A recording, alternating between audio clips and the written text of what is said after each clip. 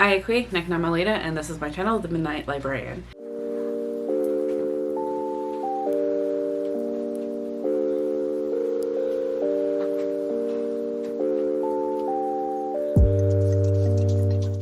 Today I will be talking about my most anticipated books, part 2, April, May, and June.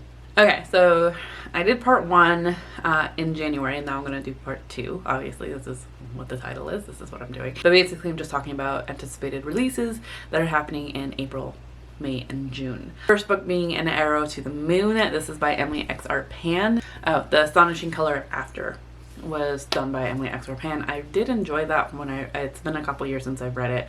I think this one, An Arrow to the Moon, is Romeo and Juliet meets Chinese mythology in this magical novel.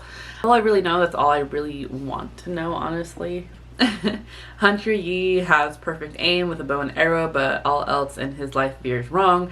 He's sick of being haunted by his family's past mistakes. The only things keeping him from running away are his little brother, a supernatural wind, and a bewitching girl at his new high school. Luna Chang dreads the future. Graduation looms ahead, and her parents' expectations are stifling.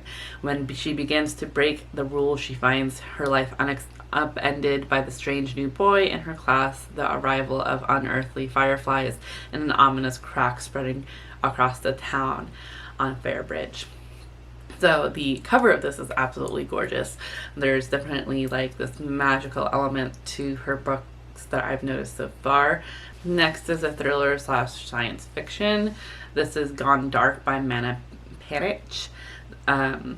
We are following a 17-year-old Zara who has escaped her father's backwoods survivalist compound. 5 years ago, she traded crossbows and skinny hides for electricity and video games and tried to forget the tragedy that drove her away. But unfortunately, malware attack on the United States cuts out the electrical grids and cuts off the entire country's power. In the wake of the disaster and the chaos that ensues, Zara is forced to call upon the skills that she was taught by her father. That she had hoped that she would never have to use again. Her best bet is to survive is to go back to the home she left. This sounds really interesting to me, and really I'm just curious to know like what else happens in it. This next one is set to come out April 19th, and thankfully I have an arc for this already. Thanks again to Kim from Native Lady Book Warrior. This is Beaver Star. This is the second book in Between the Earth and Sky series by Rebecca Roanhorse. The first book being Black Sun. I don't want to know too much going into this one in particular. Basically, Black Sun is a fantasy based in a pre-Columbian world, which is really awesome, in my opinion, just because a lot of fantasy is based on Western Europe. We are following several different perspectives. We have political intrigue, murder, just a bit of romance. It's fun. It's definitely fun. I'll leave my Black Sun review down up in the cards as well as down below if you want to check that out. But yeah, this is definitely an anticipated read. Next is The Drowning Summer by Christine Lynn Herman. This is another one that I absolutely love the cover of. This is LGBTQ mystery fantasy, where 6 years ago, 3 Long Island teenagers were murdered, their drowned bodies discovered with sand dollars placed over their eyes. The mystery of the drowning summer was never solved, but as far as the town's concerned, Evelyn Mackenzie's father did it. His charges were dropped only because Evelyn summoned a ghost to clear his name. She swore she'd never call spirits again. She lied. So that's all I really want to know going into this. It sounds really fun. It looks really fun. So next one comes out May 3rd, and this one I'm actually surprised that I'm interested in, just because I haven't read Holly Black before, but this particular book sounds like it will be interesting.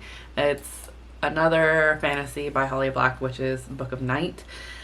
In Charlie Hall's world, shadows can be altered for entertainment and cosmetic preferences, but also increase power and influence. You can alter someone's feelings and memories, but manipulating shadows has a cost. With potential to take hours or days from your life, your shadow holds all the parts of you that you want to keep hidden. A second self standing just to your left, walking behind you into lit rooms, and sometimes it has a life of its own. Again, that's all I really want to know. I've heard this is one that's like highly sought after from that galley, as well as like from the publisher. I'm pretty excited about it. It's also like a really interesting cover. Holly Black's name is obviously getting enough attention that their name is as big as the title, which is always bothersome to me, but I'm curious about it just the same. Next one is a historical fiction fantasy. It's When Women Were Dragons by Kelly Barnhill. Learn about the mass dragoning of 1955, in which 300,000 women spontaneously transformed into dragons and changed the world. So Alex Green is a young girl in a world much like ours, but this version of 1950s America is characterized by a significant event, the mass dragoning of 1955, when hundreds of thousands of ordinary wives and mothers sprouted wings, scales, and talons, left a trail of fury, destruction in their path, and took to the skies. Seemingly for good, was it their choice? What will become of those left behind? Why did Alex's beloved Aunt Marla transform, but her mother did not? Alex doesn't know. It's taboo to speak of, even more so than her crush on Sonia, her schoolmate. That's all. Again, all I want to know. This is like really interesting premise. I'm really like excited for this one. This one intrigued me like because of its title, but also the cover. Again, is gorgeous. That is Your Local Bisexual Disaster by Andrea Mosqueda. Growing up in Texas's Rio Grande Valley, Maggie Gonzalez has always been a little messy, but she's okay with that. After all, she has a great family, a goofy group of friends, a rocky romantic history, and dreams of being a music photographer. Tasked with picking an escort for her little sister's quinceañera, Maggie has to face the truth that her feelings about her friends and her future aren't as simple as she once believed. So this sounds like a coming-of-age story, contemporary young adult, queer. That cover is just absolutely gorgeous. Next is A Botanist's Guide to Parties and Poisons by Kate Cavari. This is expected to come out June 7th of 2022. Saffron Everley is in a race against time to free her wrongly accused professor before he goes behind bars forever. Perfect for fans of Deanna Rayburn and Anna Lee Huber. I don't know either of those. This is a debut historical mystery. It's fast-paced and fearless adventure. So it sounds like we are set in London, 1923. Newly minted research assistant Saffron Everley attends a dinner party of the University College of London. While she expects to engage in conversation about the university's large expedition to the Amazon, she doesn't expect Miss Henry, one of the professor's wives, to drop to the floor, poisoned by an unknown toxin. I'm always up for some botany. This next one also comes out June 7th, and that is The Woman in the Library. This is mystery thriller, adult. In every person's story, there is something to hide. The ornate reading room at the Boston Public Library is quiet until the tranquility is shattered by a woman's terrified scream. Security guards take charge immediately, instructing everyone to stay put until the threat is identified and contained. While they wait for the all clear, four strangers who happen to sit at the same table, pass the time in conversation, and friendships are struck. Each has his or her own reasons for being in the reading room that morning. It just happens that one is a murderer. I'm very interested in it, in working in a library and having just had some police training on how to deal with certain situations in the library.